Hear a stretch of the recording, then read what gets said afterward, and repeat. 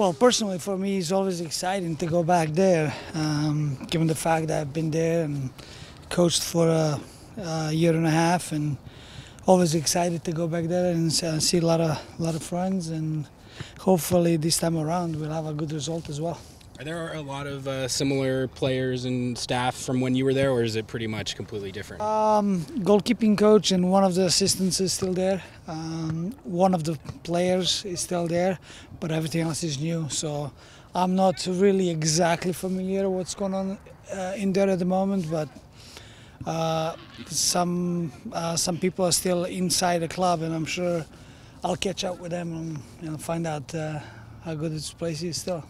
What are you expecting to see out of the club tomorrow, given that it's not a club that's been together, that's been playing together lately?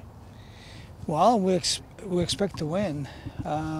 Obviously, we're the MLS team, and we should have enough in the squad to go down there and get the result. So we got to have a good mentality. We know it's going to be a difficult game. Every game is difficult, especially against the teams in lower division, because this is their FA Cup final for them. So we have to approach the game with a really good mentality, really good focus, not to give it an inch, and hopefully we can score a couple of goals.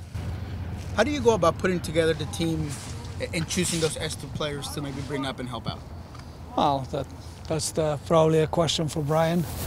But we believe in our players, and we believe in everybody in the club, and there's a reason why some of these players are playing for us too. So we have no problem throwing into a game like this, but especially at the moment where we are as a team in terms of injuries and World Cup call-ups. So it's not always as easy as it looks, but at the same time it's football.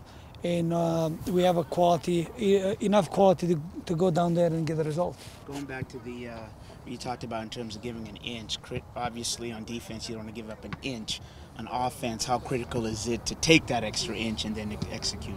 Always is. For whatever reason, we haven't been scoring goals, and we can blame injuries, we can blame the call-ups, we can blame different lineups. But at the same time, I think we got to be more assertive. We got to be more aggressive towards the opponents, and with aggressiveness, you will get the results. You will get the goals. If you complacent, you won't. You know, you've been around soccer, obviously, up and down.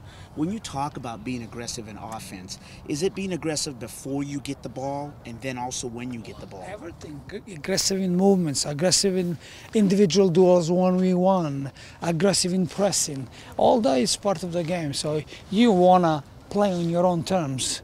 If you go into that place like that, if you don't play on your own terms from first moment of the game, these lower teams, they will grow confidence, they will grow into belief, and then it becomes a difficult game.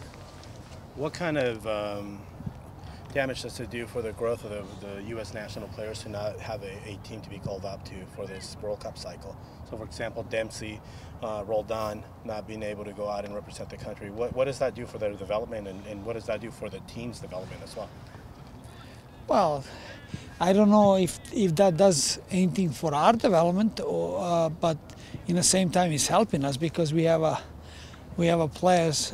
Can imagine if a couple of those guys are gone, with the rest of the guys that are gone, we already pretty low with the numbers. It would be difficult for us. Obviously, it's disappointing thing for those two, especially guys that not to go to World Cup, because. As a player, you always want to play the highest level, and World Cup is next biggest thing in the world. So I'm sure they're disappointed. We're all disappointed because we don't have our country representing there. Back to Sacramento, what's the soccer culture like down there? Obviously, they've been trying to get MLS team for a while. Just being a part of all that. The thing is, in my days, honestly, the culture was fantastic. We were on the front foot. We were. Obviously, at that moment, favorites to go in MLS. How things have changed, I can't tell you, because I really don't know. I haven't spoken with anybody inside the club, because especially a lot of new people in there, people that I worked with are not there anymore. So I'm sure there's some other people still there that I will probably see over the next couple of days. I just haven't been able to talk to them.